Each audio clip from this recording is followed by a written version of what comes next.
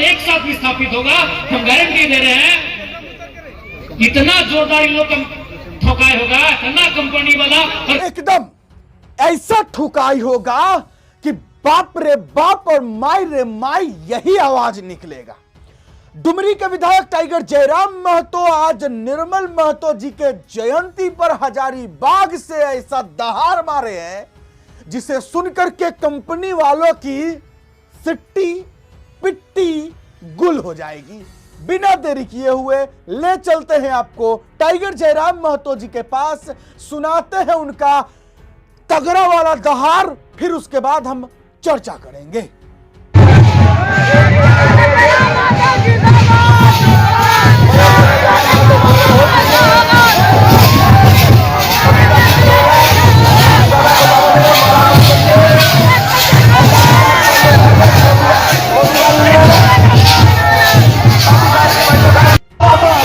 देख सकते हैं बड़का गांव से है। आज निर्मल महतो का प्रतिमा का अनावरण होने वाला है।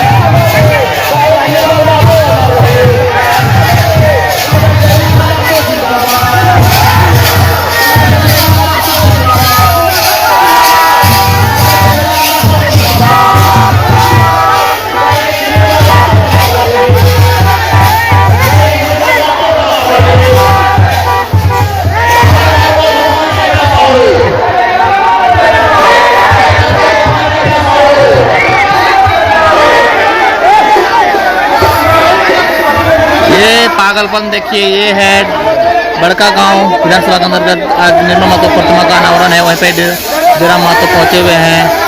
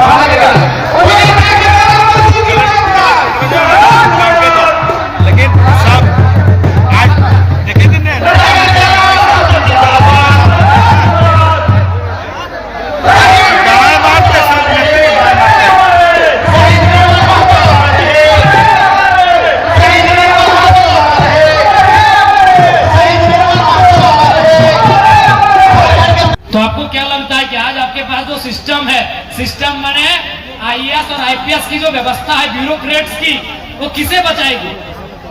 एनटीपीसी को ही बचाएगी।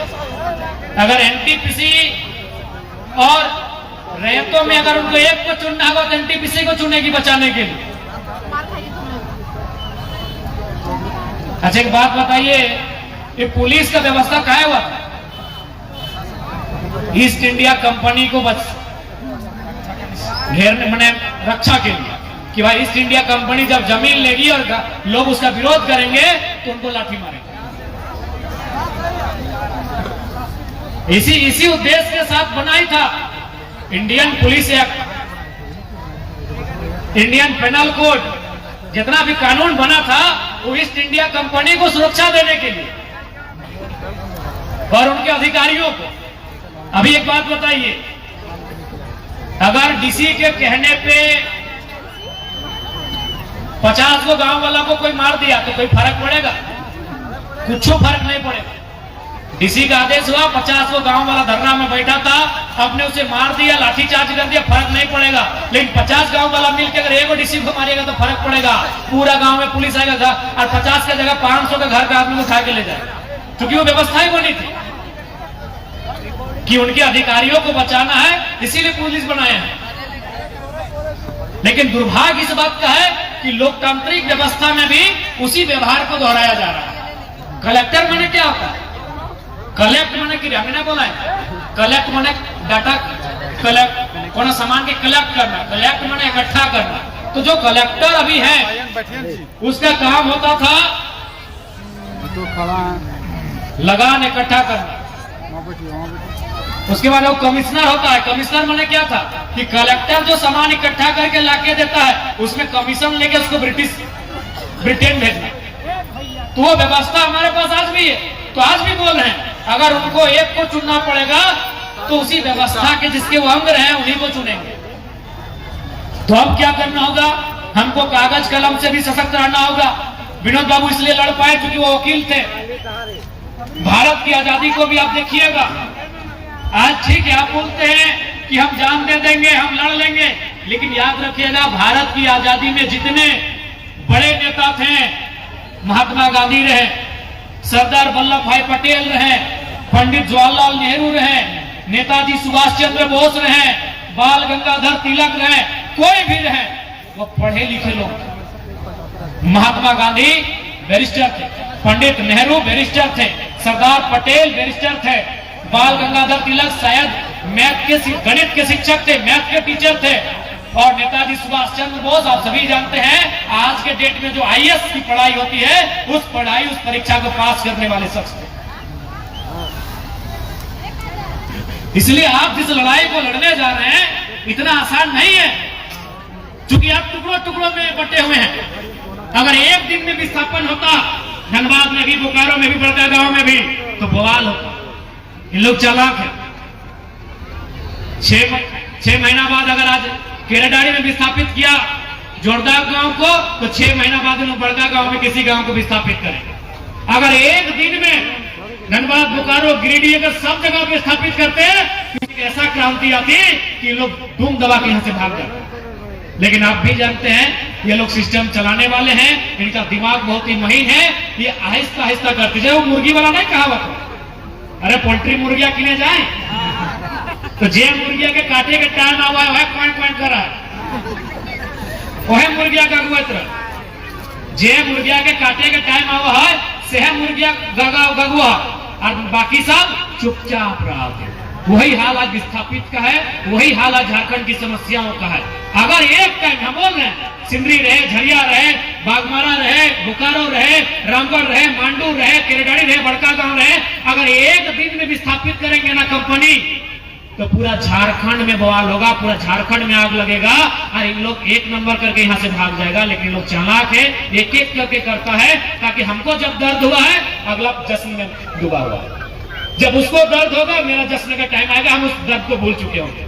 गारंटी देते हैं जिस दिन इस राज्य में 1 टाइम विस्थापन होगा, चाहे वो एनटीपीसी करे, बीसीसीएल करे, सीसीएल करे, टाटा करे, टेल्को करे, टिस्को करे, रूंगटा करे, कोई करे, अगर 1 टाइम इस राज्य में विस्थापन होगा तो याद रखिएगा इतना बड़ा क्रांति होगा, इतना बड़ा क्रांति होगा जिसको ये लोग एक भी पांव नहीं रख पाएगा। लेकिन समझ नहीं पाते हैं, इसलिए लोग 1 बाय 1 करता है, एक बहुत बड़ा लॉन्ग टर्म पीरियड के साथ करता है। इसलिए हम कह रहे हैं कि पढ़ाई लिखाई बहुत जरूरी है, जानना होगा चीजों को। आज लोग समझ नहीं पाए इस परिस्थिति। हम आज भी कह रहे जिस दिन एक समय में विस्थापन होगा उस दिन हर घर से निर्मल निकलेगा, भगत सिंह निकलेगा, इन लोग को दौड़ा के मारेगा। इन लोग कोई आएगा उस समय अधिकारी पदाधिकारी इतना बुरी तरह पीटेगा जिसका कोई हिसाब नहीं है। लेकिन समस्या यही है कि एक तरफ नए साल का जश्न होगा, एक तरफ कोल्हार में मातम होगा, यही हमारा दिक्कत है। दिक्कत यही है कि एक घरे भौज हो एक घरे बिहार। दिक्कत यही है जिस दिन एक साथ विस्थापित होगा, हम गारंटी दे रहे हैं इतना जोरदार इन लोग का ठोकाई होगा, इतना कंपनी वाला और कंपनी का दलाली करने वाला अधिकारी मार खाएगा कि झारखंड के आंदोलन से पूरा देश प्रेरणा लेगा, लेकिन एक साथ नहीं हो पाता। क्योंकि ये सही है, कंपनी को बचाएगा। ये पदाधिकारी लोग कंपनी को बचाने के लिए बना। आज तक सुने कभी जीएम को इन लोग लाठीचार्ज किया? रेत तो रोज मारता है। ये कौन सा भाई कानून? आप कहते हैं भारत का संविधान कहता है 14 विधि के समझ सब समानता है, एवरीबॉडी इज इक्वल, सब समान है। तो कहां समान है भाई? अगर कंपनी वाला को एफआईआर कर दे तो रात को घर घर से उठा के ले जाता है। चलिए हम भी एफआईआर करते हैं मैनेजर के नाम पे, आप दिन में उठा के ले जाइए, आपको जाने के। अगर कोई कंपनी वाला अधिकारी, चाहे वो पीओ रहे, प्रोजेक्ट ऑफिसर रहे, एचआर रहे, असिस्टेंट मैनेजर रहे, जनरल मैनेजर है, कोई अधिकारी अगर ये एफआईआर कर दे थाना में या किसी भी पदाधिकारी को कि अमुक गांव में हमको इन लोगों ने ये किया है, वो लोग रात से आके आपको आतंकवादी के जैसे उठा के ले जाएगा। आप एफआईआर कीजिए, पुलिस दिन में उसको उठाने पाएगा। यही हमारी असली रास्ता है, यही हमारी असली कहानी है। इस लोकतंत्र की कल्पना ना भगत सिंह ने की थी, ना गांधी ने की थी, ना अम्बेडकर ने किया था, ना किसी भी महापुरुष ने किया था। इस लोकतंत्र की कल्पना हमने नहीं किया। चलिए, फिलहाल टाइगर जयराम महतो का वो रौद्र रूप देखने को तो नहीं मिल रहा है, लेकिन हाँ, हल्की फुल्की झलक जो है वो कहीं ना कहीं दिख जाती है। जैसे कि उन्होंने कहा कि कंपनी के दलालों का ऐसा हाल होगा, ऐसा ठुकाई होगा। तो चलिए, कुछ उनके अंदर जो अंश है, उनका जो असली रूप है, वो कहीं ना कहीं दिख जाता है, लेकिन उतना नहीं दिखता है। अब इसके पीछे का कारण क्या हो सकता है? मेरे हिसाब से यह हो सकता है कि टाइगर जयराम महतो को जान का खतरा हो सकता है, क्योंकि वो कहीं भी, उनके पास ज्यादा फोर्स है नहीं, गिने चुने 2, 3, 4 बॉडीगार्ड है, और वो जिन जिन मुद्दों पर बात करते हैं और जिनके खिलाफ आवाज उठाते हैं, वो लोग बड़े बड़े माफिया लोग हैं। तो जाहिर सी बात है कि किसी के खिलाफ आप बोलिएगा तो वो कदम तो उठाएगा। तो हो सकता है टाइगर जयराम महतो थोड़ा इंतजार कर रहे होंगे, या फिर उनके अंदर मैच्योरिटी आ गया होगा, इस वजह से उनका वो रूप नहीं दिखता है जो पहले का दिखता था। लेकिन चलिए, थोड़ी बहुत झलक जो है दिख जाती है। आज निर्मल महतो जी की जयंती थी, 25 दिसंबर जन्म दिवस है निर्मल महतो। उनको, उन्हीं के याद में जो है टाइगर जयराम महतो जी उनके जयंती में हजारीबाग पहुंचे थे, स्टेज से गरजे। टाइगर जयराम महतो जब पहुंचे तो आपने देखा भी होगा कि किस तरीके से टाइगर जयराम महतो जिंदाबाद के नारे लगने शुरू हो गए। और कहीं ना कहीं निर्मल महतो में, स्वर्गीय निर्मल महतो जी के अंदर की जो छवि थी, उनके जो विचार थे, वो कहीं ना कहीं टाइगर जयराम महतो के अंदर भी देखने को मिलता है, टाइगर जयराम महतो के चेहरे से। और वही चीज झलकती है जो हमारे स्वर्गीय निर्मल महतो जी के अंदर थी। चलिए, आप लोग कमेंट बॉक्स से अपना राय विचार दीजिएगा, आप क्या सोचते हैं इस विषय पर। हमने जो सोचा, हमने जो मेरा विचारधारा है, मेरा विचार है, मैंने आपको कहा। फिलहाल अभी के लिए इतना ही, इजाजत दीजिए मुझे। मेरा नाम बिट्टू सिंह है। आप इस वीडियो को मिस्टर बिट्टू सिंह पर देख रहे हो। जोहार, जय हिंद।